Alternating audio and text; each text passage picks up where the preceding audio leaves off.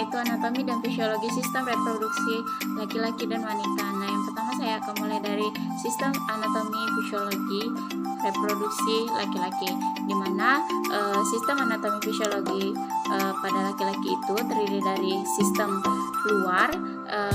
Dari sistem reproduksi tersebut terdiri dari yang pertama itu penis, yang kedua skrotum atau kantung zakar, dan yang ketiga adalah testi atau buah zakar. Dari ketiga bagian tersebut, yang pertama itu penis. Penis itu terdiri dari akar yang menempel pada dinding perut. Yang kedua itu batang. Batang merupakan bagian tengah dari penis. Dan yang ketiga itu gland penis atau ujung yang berbentuk seperti kerucut. Nah, selanjutnya itu ada skrotum. Skrotum merupakan kantong berkulit tipis yang mengelilingi dan melindungi testi. Yang selanjutnya itu yang ketiga adalah testi. Testi merupakan testi berbentuk lonjong dan berukuran sebesar buah zaitun dan terletak di skrotum. Baiklah, yang selanjutnya itu yang kedua. Kedua itu adalah struktur dalam, terdiri dari penis deferens, uretra, kelenjar prostat, dan vesicula seminalis. Yang pertama itu vas deferens. Vas deferens merupakan saluran bawah sperma dari epidermis. Yang kedua itu uretra. Uretra memiliki dua fungsi, yaitu sebagai bagian dari sistem kemih yang mengalir dan air kemih dari kantong kemih, dan bagian dari sistem reproduksi yang mengalir semen. Yang ketiga, kelenjar prostat. Kelenjar prostat terdiri di bawah kantong kemih di dalam pinggul dan mengelilingi bagian tengah dari uretra. Selanjutnya yang keempat itu fascicula seminalis.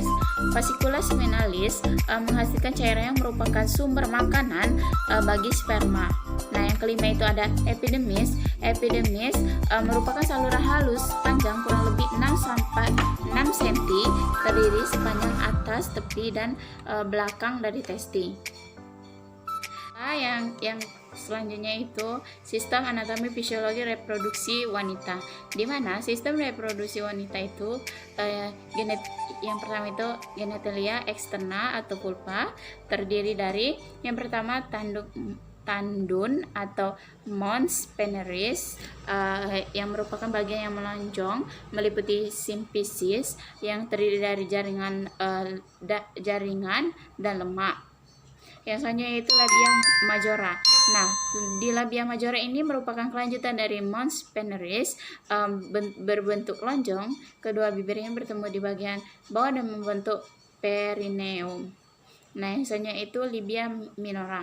Labia minora itu merupakan bibir kecil yang merupakan lipatan bagian dalam bibir besar labia majora tanpa rambut.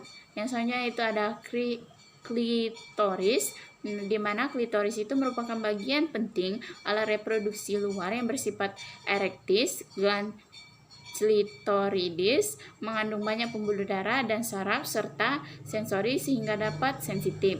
Yang selanjutnya itu vestibulum. Vestibulum atau serambi merupakan rongga berada di antara bibir kecil labia minora. Yang selanjutnya itu ada himen atau selaput darah, terdiri dari jaring ikat kolagen dan elastis. Nah, yang selanjutnya itu ada penerium atau kerampang, terletak di antara pulpa dan anus, panjangnya kurang lebih 4 cm. Yang selanjutnya itu, yang kedua genitalia internal. Nah, genitalia internal itu yang pertama itu ada vagina. Vagina merupakan saluran muscola membranius yang menghubungkan rahim dan pulpa.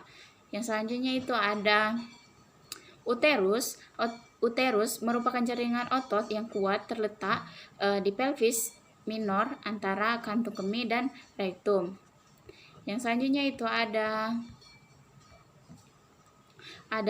tuba Fallopi, di mana tuba Fallopi tersebut merupakan tubulo muskuler dengan panjang 12 cm dan diameternya antara 3 sampai 8 mm.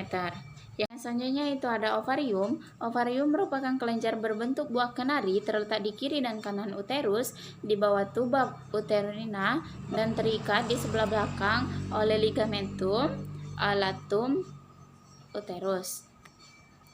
Nah, yang selanjutnya itu ada fisiologi sistem reproduksi wanita. Yang pertama itu ada hormon reproduksi pada wanita. Yang pertama ada hormon FSH yang berfungsi untuk merangsang pertumbuhan sel-sel folikel sekitar sel ovum. Yang selanjutnya itu ada hormon estrogen yang berfungsi merangsang sekresi hormon LH. Yang ketiga itu hormon LH yang berfungsi merangsang terjadinya ovulasi, yaitu proses pematangan sel ovum. Yang selanjutnya ada hormon progesteron yang berfungsi untuk menghambat sekresi FSH dan LSH. Baiklah, itulah penjelasan dari saya. Saya mohon maaf apabila ada salah kata. Saya mohon maaf. Wabillahi taufiq wal hidayah. Wassalamualaikum warahmatullahi wabarakatuh. Selamat menyaksikan.